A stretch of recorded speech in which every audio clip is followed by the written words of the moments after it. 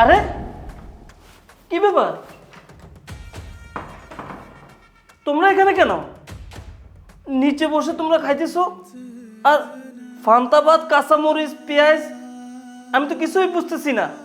দুলা ভাই, আমরা তো গ্রামে থাই, আর গ্রামে সব সময় আমরা নিচে বইয়েই খাই। বড় টেবিলে বইয়ে খাওয়ার অভ্যাস নাই তো, তাই আম্মাই আমাকে নিচেই খাইতে দিচ্ছে। হ্যাঁ দুলাভাই, জিসান ঠিকই বলছে। আচ্ছা মানলাম জিসান গ্রামের ছেলে, কিন্তু তানহা তুমি তো এই বাড়ির মেয়ে, তুমি কেন এইভাবে নিচে বসে? বিষয়টা আমার কাছে কেমন লাগতেছে। আম্মা, আম্মা, কোথায় আপনি? কি ব্যাপার জামাই বাবাজি, তুমি এত চিল্লাচ্ছ কেন? আম্মা, চিল্লাবো না তো কি করব? আপনি ওদেরকে এইভাবে নিচে বসে খেতে দিছেন কেন, তাও আবার ফান্তাবাদ, কাঁচামরিচ দিয়ে? বাবা, তুমি এসব কি বলতেছো? ওরা তো নিচে বসেই খাবে, ওরা তো ডাইনিং টেবিলে বসে খাওয়ার যোগ্য না, তাই আমি ওদেরকে নিচেই খেতে দিয়েছি। আমি তোমার জন্য টেবিলে খাবার রেডি করে রেখেছি, তুমিই খাবা। হ্যাঁ, আম্মু তো ঠিকই বলেছে। ওরা কি ডাইনিং টেবিলে বসে খাবার যোগ্যতা রাখে বলো? ওরা হচ্ছে গ্রামের মানুষ, কৃষি কাজ করে, ওরা নিচে বসেই খাবে।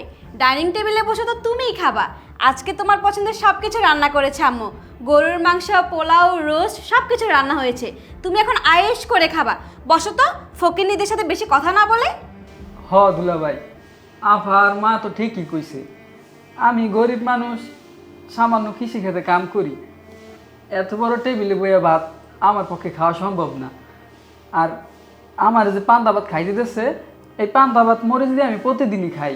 পান্তা ভাত খাওয়ার আমার অভ্যাস আছে। এই পোলাও, মাংস, কোরমা এইসব আমার পেটে হজম হইব না। আপনি এক কাম করেন ভাই, আপনি টেবিলে বইয়া এসব খাবার খান। আমার যা খাইতে দিচ্ছে আমরা এই খাই। হ্যাঁ দুলাভাই, আমরা যেমন আছি সুখেই আছি।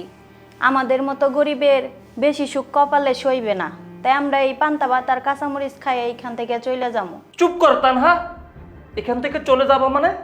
কেন চলে যাবা? এটা তো তোমার বাড়ি, তুমি যাবা না, তুমি এখানেই থাকবা। আর এই তাবিন, তোমাকে বলতেছি, কাকে তুমি গরিব বলতেছো, কাকে তুমি ছোট লোক বলতেছো? ও কি তোমার বোন না?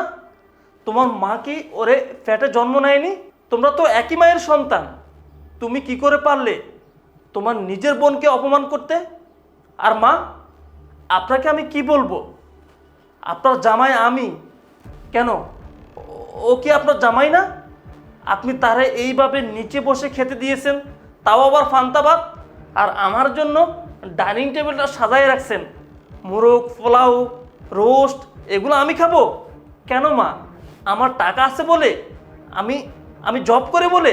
কেন, ও গরিব, কৃষি খামারে কাজ করে, তাই ও ডাইনিং টেবিলে বসে খেতে পারবে না?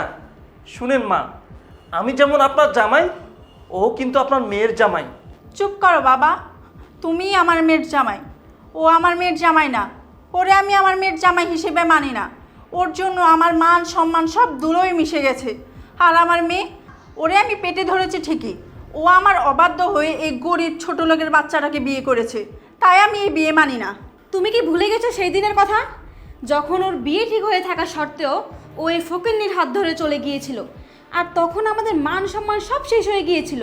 তোমাকেও তো এলাকার মানুষজন কত অপমান করেছে, মাকেও কত অপমানিত হতে হয়েছে, আর তুমি কি না এখন এই ফকিন্নিদের হয়ে সাফাই গেছো? শোনো, তুমি অযথা এদের হয়ে কথা বলে সময় নষ্ট করো না। তুমি আসো তো, খেতে বসো, আসো। হ্যাঁ, আমি সব কিছুই জানি, আমি কিছুই ভুলি নাই।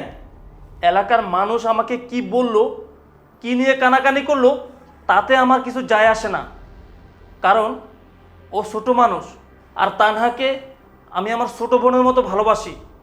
ওদের এই অপমান আমি সহ্য করতে পারবো না। শুনো, এই বাড়িতে আমার যতটুকু সম্মান আছে, আমি চাই সেম সম্মান তারাও পেতে হবে। না হলে আমি ওই বাসা থাকবো না, আমি ওই বাসা থেকে চলে যাব। আর আম্মা, আপনাকে কি বলবো, আপনার তো বয়স হয়েছে, আপনি আপনি ভুলে যেতে পারেন না যে আপনার মেয়ে না হয় একটা ভুল করেই ফেলছে। আপনি সেই জিদ ধরে এখনো পর্যন্ত বসে আছেন। আপনি আমাকে ভালোবাসতেছেন, আর দেখেন এই যে জিশানের কথা বলি, গরিব ছোট লোক বলে বারবার অপমান করতেছেন কেন? আমি যে রক্তে গড়া মানুষ, সে তো রক্তে গড়া মানুষ, ওরে আপনি গরিব ছোট লোক বলে অপমান করতেছেন। আর আজ যদি ও কোটিপতির ছেলে হতো, লক্ষ লক্ষ টাকা থাকতো, গাড়ি বাড়ি থাকতো, তখন তো তাকে এইভাবে খেতে দিতেন না। তাকে আমার মতো ডাইনিং টেবিলে খেতে দিতেন। সি মা সি, আপনার বয়স হয়েছে, আপনি আল্লাহকে ডাকবেন, নামাজ কালাম পড়বেন। আর তা না করে আপনার জিদ নিয়ে পড়ে আছেন, আপনি অহংকার করতেছেন। এসব অহংকার চিরস্থায়ী না মা, ভালো থাকবেন। আর জিশান, তানহা, চলো, এই বাসায় আমরা একটা মুহূর্ত আর থাকবো না। চলো উঠো, এই বাসায় আমরা আর একটা মুহূর্ত থাকবো না, আমরা এখান থেকে চলে যাব। থাকেন আপনারা আপনাদের এই রাজপ্রাসাদ নিয়ে। চলো বোন।